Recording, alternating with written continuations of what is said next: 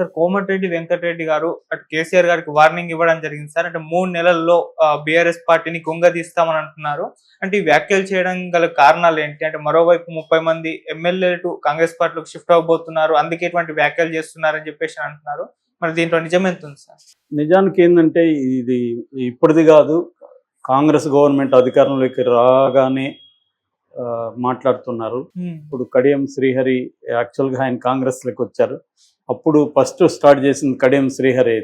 Kadiyam Srihari Congress party ఎక్కువ కాలం ఉండదు, కూలిపోతుందని చెప్పాడు. చివరికి ఆయన కాంగ్రెస్ పార్టీ రావాల్సిన పరిస్థితి ఏర్పడింది. సో మొదటి నుంచి కూడా బీఆర్ఎస్ వాళ్ళు కాంగ్రెస్ పార్టీ ఎక్కువ కాలం ఉండదు అనే ప్రచారాన్ని బలంగా తీసుకొస్తున్నారు. సో ఆ రకంగా ఉన్నప్పుడు రేవంత్ రెడ్డికి కావచ్చు, కాంగ్రెస్ పార్టీ నాయకులు కావచ్చు, సహజంగానే కోపం వస్తుంది కదా. ఎందుకంటే మా ప్రభుత్వం ఏర్పడింది, మా ప్రభుత్వాన్ని పనిచేయనివ్వాలి, కానీ మేము కూల్చేస్తాం లేదా కూలిపోతుంది అని శాపనార్థాలు పెట్టడం ఏంటి? మీరు 10 ఏళ్ళు పరిపాలించారు. సో ఇప్పుడు మాకు అధికారం ఇచ్చారు, మమ్మల్ని కూడా పరిపాలించనివ్వండి అని కదా వాళ్ళు మాట్లాడుతున్నారు. సో కాంగ్రెస్ పార్టీ హామీలు అమలు చేయకపోయినా, కాంగ్రెస్ పార్టీలో ఏదన్నా అవకతవకలు ఉన్నా ఎత్తి చూపించడం వరకు ఓకే, కానీ కాంగ్రెస్ పార్టీ కూలిపోతుంది, ప్రభుత్వం కూలిపోతుంది అని మాట్లాడడం, శాపనార్థాలు పెట్టడం ఏంటనేది వీళ్ళు ఎప్పటి నుంచో మాట్లాడుతున్నారు. సో ఈ నేపథ్యం మనం అర్థం చేసుకోవాలి. సో అందుకని రేవంత్ రెడ్డి బిగినింగ్ ఏంటంటే, రాగానే మనం ఆ బీఆర్ఎస్ నాయకుల్ని మన వైపు లాక్కోవడం కరెక్ట్ కాదు అని ఆయన అనుకున్నాడు. గతంలో కూడా ఆయన అనేక ఇంటర్వ్యూలో చెప్పాడు, మేము కేసీఆర్ లాగా చేయము.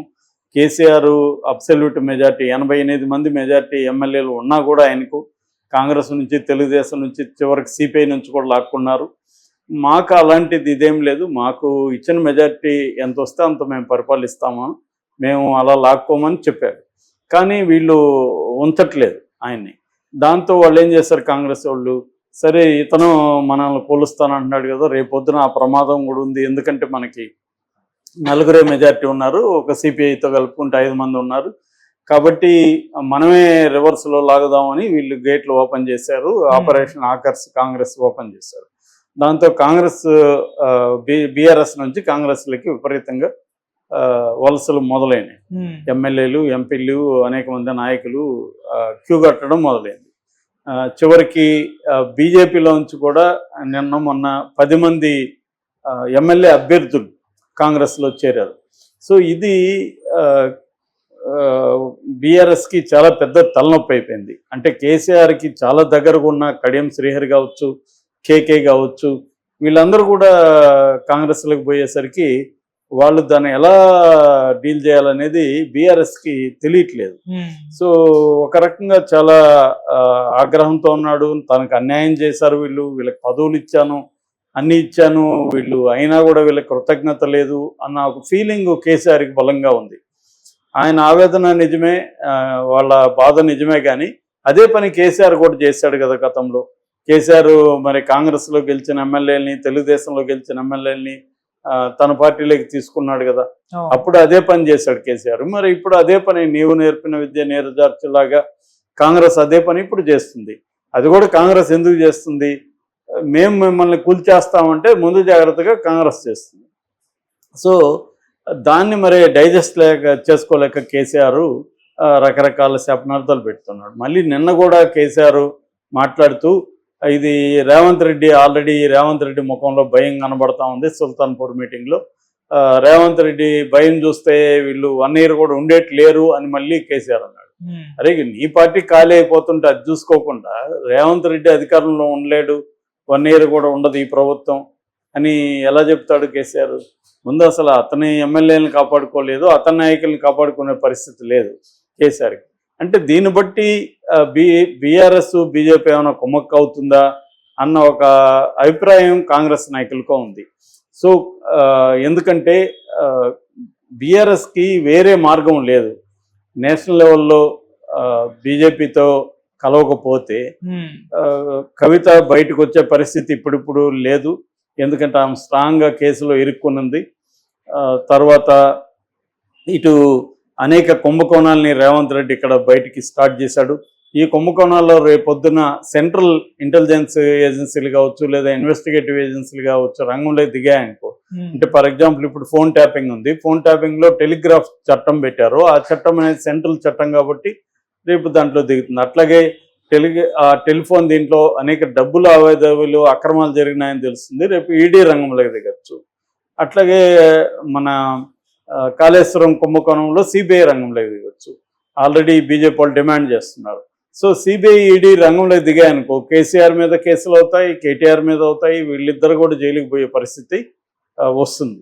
సో అందుకని కేసీఆర్ ముందున్న ఏకైక కర్తవ్యం ఏంటంటే బీజేపీని ప్రసన్నం చేసుకొని, మోడీని ప్రసన్నం చేసుకొని, మోడీకి మా పార్టీని ఎన్డీఏలో చేరుస్తామనో లేకపోతే ఏదో ఒక ఆఫర్ మోడీకి ఇచ్చి బీజేపీతో వెళ్ళాలి. లేకపోతే ఆయన ఉనికి కష్టమైపోతుంది. ఎందుకంటే బీజేపీ రేవంత్ రెడ్డికి కూడా సపోర్ట్ చేసే అవకాశం ఉంది. బీజేపీ ఎక్కడ కానీ బీజేపీ పాలిటిక్స్ ఎలా ఉంటాయంటే ఏది బలహీనమైన పార్టీ అనేది చూసుకొని వాళ్ళు ఆ పార్టీని మంచిగానో చెడుగానో, అంటే ఆ పార్టీతో పొత్తు పెట్టుకోనున్న తమిళనాడులో లాగా ఆ పార్టీని దివాలా తీస్తారు. తమిళనాడులో ఏఐటీఎంకేని ఎలా చీల్చారో అట్లాగే మహారాష్ట్రలో శివసేనని కూడా మంచిగా ఉండే వాళ్ళతో పొత్తులో ఉండే చీల్చారు కదా.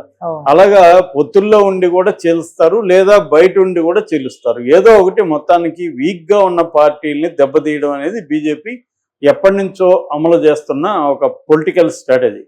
ఆ స్ట్రాటజీ ప్రకారం ఇప్పుడు తెలంగాణలో 3 ప్రధాన పార్టీలు ఉంటే ఈ మూడిట్లో ఏది బలహీనంగా ఉందంటే బీఆర్ఎస్ బలహీనంగా ఉంది. బీఆర్ఎస్ పార్టీ ప్రధాన నాయకులను తెలిపోయారు, ప్రజల్లో పెద్ద సానుభూతి లేదు. కవిత లాంటి ఒక సీఎం కూతురు, ఒకప్పుడు సీఎం కూతురు, ఆమె తెలంగాణలో ప్రముఖ మహిళ. తెలంగాణ బతుకమ్మ అంటేనే కవిత గుర్తుకొస్తుంది. జాగృతి పేరుతో తెలంగాణలో పెట్టి ఆమె అనేక కార్యక్రమాలు చేశారు. అలాంటి కవిత అరెస్ట్ అయితేనే ఎక్కడ ఏమి సానుభూతి రాలేదు. పైగా నెగిటివ్ ట్రోల్స్ విపరీతంగా వస్తున్నాయి. ఆమె ఇంకా జైల్లో ఉంచండి, తీయకండి, జైల్లోనే ఉండాలి అన్న ఒక కసి, ఒక ఇది కనిపిస్తుంది, కోపము కనిపిస్తుంది. సో ప్రజల్లో ఈ స్థాయిలో బీఆర్ఎస్ మీద వ్యతిరేకత అనేది ఎప్పుడు చూడలేదు. అలాంటి వ్యతిరేకత ఉన్నప్పుడు కేసీఆర్ కావచ్చు లేకపోతే కేటీఆర్ కావచ్చు, వీళ్ళు చేయాల్సిందే ఉంటే ప్రజల సమస్యల తరపున నిలబడి పనిచేయడం. ఆ పని కేసీఆర్ స్టార్ట్ చేశాడు, నో డౌట్. రైతుల ఇష్యూలు, కరువు వచ్చింది, కరువు పట్ల రేవంత్ రెడ్డి ప్రభుత్వం సరైన విధంగా స్పందించలేదు. దాదాపు 2 లక్షల మంది రైతులు పంటలను కోల్పోయారు. కాబట్టి వాళ్ళకి కనీసం ఒక మనిషికి 25,000 ఇవ్వాలని డిమాండ్ చేస్తున్నాడు. ఏదేమైనా కేసీఆర్ రైతుల పక్షాన్ని నిలబడడం ఖచ్చితంగా ఆహ్వానించాల్సింది. ఎందుకంటే ప్రజాస్వామ్యంలో ప్రతిపక్షం అనేది బలంగా ఉండాలి. ప్రతిపక్షం ఉన్నప్పుడే ప్రభుత్వాలు ఒళ్ళు దగ్గర పెట్టుకొని పనిచేస్తాయి. ప్రతిపక్షం లేనప్పుడు ప్రభుత్వం అలసత్వం ఉంటుంది. ప్రజల పట్ల 5 ఏళ్ళ తర్వాత చూసుకుందాంలే, అప్పుడు ఏదో ఒక రకంగా మభ్య పెట్టచ్చు అనే ధోరణి ఉంటుంది. అందుకని ఆ రకంగా కేసీఆర్ ప్రజల పక్షం నిలబడడం మంచిదే. కానీ అక్కడతో ఆగకుండా ఈ శాపనార్థాలు పెట్టడం, ఈ ప్రభుత్వం 1 yearలో కూలిపోతుందని చెప్పడం, ఇది సరిగ్గా లేదు. అట్లాగే ప్రజలను కూడా ఆయన నిందించాడు. దున్నపోతుకి పాలిచ్చే గేదెకి తేడా తెలియలేదు వీళ్ళకి అన్నాడు. మొన్న కేటీఆర్ కూడా అలాంటి దురహంకార వ్యాఖ్యలు చేశాడు. తెలంగాణ ప్రజల కంటే ఆంధ్ర ప్రజలు తెలివైన వాళ్ళు, అందుకే మాకు హైదరాబాద్ చుట్టుపక్కల ఆంధ్ర ప్రజల వల్లే మాకు ఈ సీట్లు వచ్చాయి, తెలంగాణ ప్రజలకు అంత తెలివి లేదని మాట్లాడాడు. సో నిజానికి తెలంగాణ ప్రజలకు తెలివి ఉండడం వల్లే వాళ్ళని ఓడించారనేది కాంగ్రెస్ వాళ్ళు చెప్తున్నమాట. 10 ఏళ్ళు మిమ్మల్ని భరించలేక తెలివిగా మిమ్మల్ని పక్కన పెట్టారు అనేది అది కదా ఆలోచించాలి వాళ్ళు. 10 ఏళ్ళుగా మనం చేసిన తప్పులేంటి, మనలో ఏం లోపాలు జరిగాయి, కేసీఆర్ ఎప్పుడు ఎందుకు సెక్రటేరియట్ కూడా రాలేదు, పరిపాలించలేదు, ఆయన భాష కావచ్చు, ఆయన మాట్లాడే పద్ధతి కావచ్చు, అహంకారపూరిత వ్యాఖ్యలు కావచ్చు, అట్లాగే ప్రతిపక్షాల మీద కానీ తర్వాత పౌర సంఘాల మీద కానీ కేసులు పెట్టడం, వాళ్ళని జైళ్ళల్లో పెట్టడం, కృష్ణమాదిగ దగ్గర నుంచి మన కోదండరామరెడ్డి దగ్గర నుంచి హరగోపాల్ వరకు అందరి మీద కేసులు పెట్టారు. సో అవన్నీ కూడా పనిచేస్తాయి. గద్దర్ని 3 గంటల పాటు ఎండలో నిలబెట్టారు. ఇవన్నీ కేసీఆర్కి నెగిటివ్గా పనిచేస్తాయి. మన ఆర్టీసీ కార్మికులు సమ్మె చేసినప్పుడు 3 ఏళ్ళు వాళ్ళని మామూలుగా వేధించలేదు పండగ టైంలో. సో ఇవన్నీ కూడా జనంలోకి వెళ్తాయి కదా. అట్లాగే సిట్టింగ్ ఎమ్మెల్యేల మీద కూడా తీవ్ర వ్యతిరేకత ఉంది. వాళ్ళని మార్చకపోవడం కూడా ఆయనకి ఇబ్బంది అయింది. ఇవన్నీ వాళ్ళు సమీక్షించుకోకుండా ఇప్పటికి కూడా మాట్లాడడం వల్లనే కోమటిరెడ్డి వెంకటరెడ్డి 3 నెలల్లో మీ ప్రభుత్వాన్ని పొందబెడతామని వీళ్ళు రివర్స్ అటాక్ స్టార్ట్ చేశారు. అది సక్సెస్ కూడా అవుతుంది. సో కేసీఆర్కి ఇప్పటికైనా ఆయన రియలై అవ్వాల్సిన అవసరం ఉంది. అట్లాగే ప్రజల తరపున ఆయన అసెంబ్లీకి కూడా రాకపోవడం, ఆయన ప్రమాణ స్వీకారం కూడా చాలా రోజులు చేయకపోవడం, హెల్త్ ఇష్యూస్ వల్ల అన్నారు కానీ హెల్త్ బాగానే కూడా ఆయన రాలేదు. సో ఇవన్నీ కూడా జనంలోకి మళ్ళీ గమనిస్తుంటారు. కేసీఆర్లో మార్పు వచ్చింది, బీఆర్ఎస్లో మార్పు వచ్చిందంటే మళ్ళీ వీళ్ళకి అనుకూలంగా ఫలితాలు ఉంటాయి.